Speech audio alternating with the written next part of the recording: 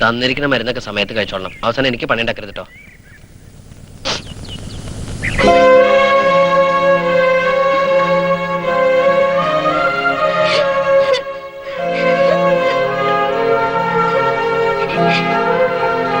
ഇവിടെ താമസിക്കുന്നെന്ന് എങ്ങനെയാ മനസ്സിലായേ? എന്റെ ക്ലാസ്സിൽ പഠിക്കുന്ന സബിതയുടെ വീട് ഇവിടെ അടുത്താ. അവളാ പറഞ്ഞ് ഏട്ടനും ഏട്ടത്തി എവിടെയാ താമസിക്കണെന്ന്. ഓൾക്ക് സുഖാണോ? മോളല്ല, ചക്കപ്പോത്ത വീപ്പക്കുറ്റി. എന്റെ വീപ്പക്കുറ്റിക്ക് മുത്തപ്പടെ കൊട്ടാരം കാണണ്ടേ?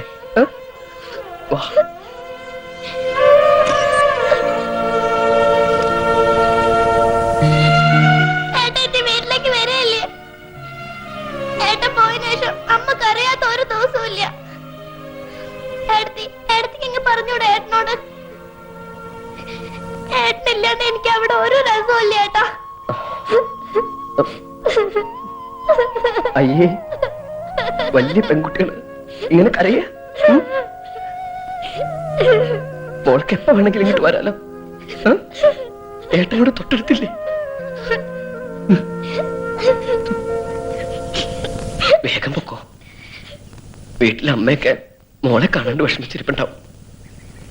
പടി വരെ ഏട്ടൻ കൊണ്ടാക്കാം. വേണ്ട, ഞാൻ തന്നെ പോയിക്കോളാം.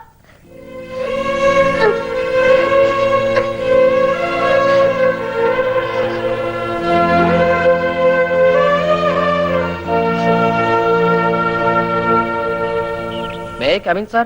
Yes, come in. Oh, Miss Omanakuttan join ചെയ്യാൻ വന്നതായിരിക്കും. അതെ സാർ. ബോണ്ട് കൊണ്ടുവന്നിട്ടുണ്ടോ? അതൊന്നും വേണ്ടെന്നല്ലേ സാറെന്ന് പറഞ്ഞത്? യെസ്, അന്ന് ഞാൻ അങ്ങനെ പറഞ്ഞത് തന്റെ അച്ഛൻ തനിക്ക് ഗ്യാരണ്ടി നിൽക്കുമല്ലോ എന്ന് കരുതിയാണ്. തന്റെ അച്ഛനെ ഞാൻ വിളിച്ച് ചോദിച്ചപ്പോ എനിക്കങ്ങനെ ഒരു മകനേ ഇല്ലെന്നാണ് എന്നോട് പറഞ്ഞത്. എനിക്ക് എന്ത് ചെയ്യാൻ പറ്റും? നമ്പീസിനെ ഇൻസൾട്ട് ചെയ്യാൻ എന്നെ കൊണ്ടാവില്ല. അച്ഛനെ തോൽപ്പിക്കാൻ നടക്കുന്ന മക്കളെ ഞാൻ എൻകറേജ് ചെയ്യില്ല.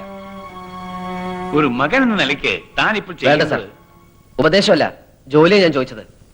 സ്വന്തം കാലിൽ നിൽക്കുന്ന ജപ്പാനിലെ കുട്ടികളെ കണ്ട് AC മുറിയിലെ കറങ്ങുന്ന കസേരയിലിരുന്ന് കോരി തരിച്ചാൽ മാത്രം പോരെ സാർ. അതിന് ശ്രമിക്കുന്ന കേരളത്തിലെ പിള്ളേരോട് കുറച്ചെങ്കിലും ദയ കാണിക്കണം. വരട്ടെ സാർ. Very brilliant advice. ആരുമില്ല ഇവിടെ?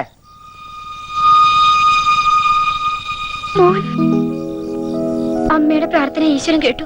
വാ, അകത്തേക്ക് വാ. വേണ്ട, ഞാനിവിടെ താമസിക്കാൻ വന്നൊന്നുമല്ല. ഇനി മുറ്റത്ത് കാല് ചവിട്ടില്ല എന്ന് തീരുമാനിച്ചാ ഞാൻ ഈ പടി ഇറങ്ങിയത്.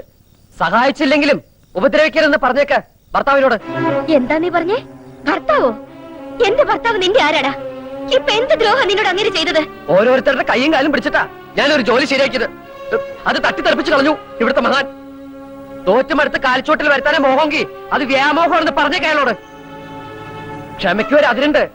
അത് കഴിഞ്ഞ പിന്നെ സ്വന്തം എന്തും നോക്കില്ല ഞാൻ. നീ എന്ത് നോക്കില്ലെന്നാടാ? തല്ലി കൊല്ലോ നിന്റെ അച്ഛനെ. എന്നാ കൊന്നരടാ? എന്നും അന്ത്യത്തിരി കത്തിക്കുമ്പോ എന്റെ മോൻ തിരിച്ചു വരണേ നുള്ളൊരുക്കി പ്രാർത്ഥിക്കായിരുന്നു ഞാൻ. ഇനി നീ വരണ്ട, എനിക്ക് നിന്നെ കാണാൻ വേണ്ട. പൊയ്ക്കോ എന്റെ മുമ്പിന്ന്.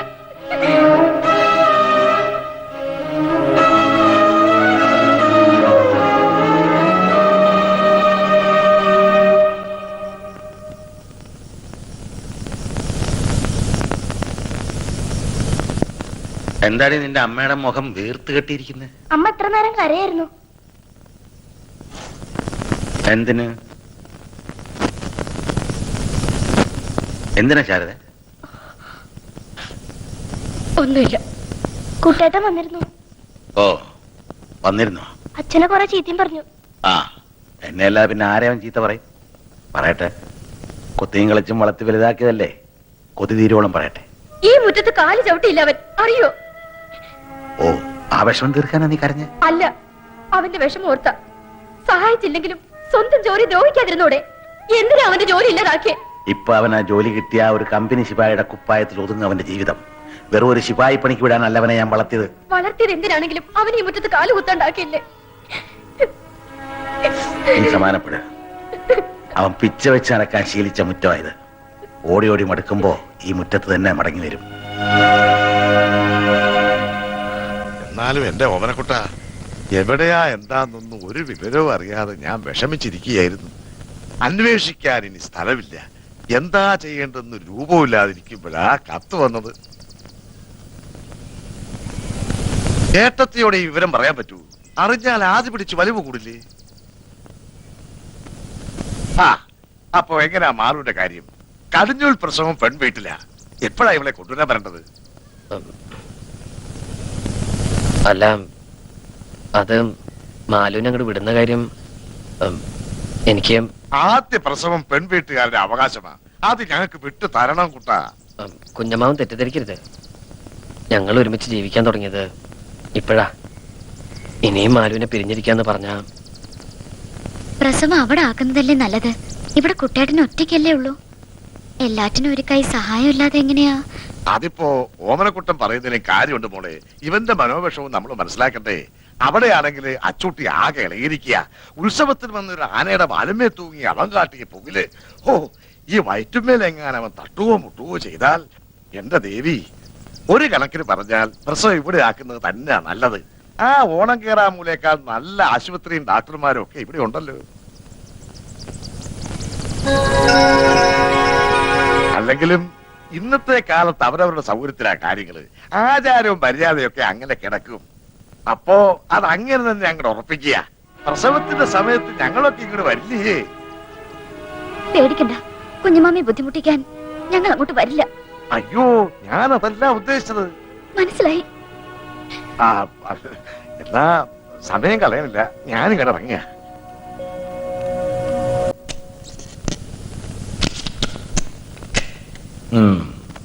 സാർ. What man?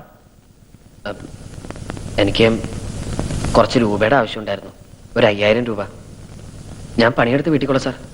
ഏത് പാതിരാത്രി വരെ വേണമെങ്കിലും ഓവർ ടൈം നിൽക്കാം സാർ. തന്നെ ഞാൻ ഇവിടെ പെർമനന്റ് ആക്കണമെന്ന് തന്നെ തീരുമാനിച്ചിട്ടില്ല. പിന്നെയാണ് over time. Look Omanakuttan, loan കൊടുക്കുന്ന ഏർപ്പാടേ എനിക്കില്ല. ചെയ്യുന്ന ജോലിക്ക് ശമ്പളം അങ്ങ് തരും. No bonus, no loan, no gratuity, no pension. You go. Okay Nancy darling.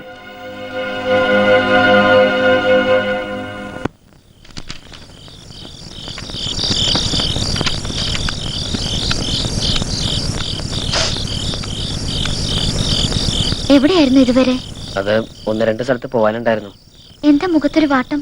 കാശ് കിട്ടിയില്ലേ? ഇല്ല. ഇനിയിപ്പോ എന്താ ചെയ്യാ? എന്ത് ചെയ്തിട്ടായാലും കാശുണ്ടാക്കിയേ പറ്റൂ. വിഷമിക്കണ്ട, ഒക്കേത്തിന് ഈശ്വരൻ ഒരു വഴി കാണിച്ചു തരും. കാണിച്ചു തന്നാ മതി. ആ കമ്പനിയിലെ ജോലി കിട്ടുമെന്ന് കരുതി വേറെ എവിടെയും ട്രൈ ചെയ്യാതിരുന്നത് വളരെ മണ്ടത്തിലായി പോയി. ആ റോസാരിയുടെ വീട്ടിലെ വരവുകൊണ്ട് മാത്രം കാര്യങ്ങളൊന്നും നടക്കില്ല. പിന്നെ എന്ത് ചെയ്യാൻ പോണു? ആകാശത്തിന് കീഴെ എനിക്ക് ചെയ്യാൻ പറ്റുന്ന ഒരുപാട് ജോലികളുണ്ട്. അതൊക്കെ ഞാൻ ചെയ്യും. അച്ഛൻ നശിപ്പിക്കാൻ പറഞ്ഞ നമ്മുടെ മോനെ നമുക്ക് അന്തസ്സായിട്ട് വളർത്തണ്ടേ? നമുക്ക് ആരും വേണ്ട. ഞാനും നീയും നമ്മുടെ മോനും മാത്രം മതി. ഈ ഉറുമ്പുകള് മഴക്കാലത്ത് ഭക്ഷണം കൂട്ടിയൊക്കെ കണ്ടിട്ടില്ലേ? അതുപോലെ നാളെ മുതൽ നമ്മളും നമ്മുടെ മോന് വേണ്ടി പണം ചേർത്ത് വയ്ക്കും. അങ്ങനെ നമ്മൾ ഉറുമ്പുകളാവും. മാലു ഉറുമ്പും കുട്ടനുറുമ്പും.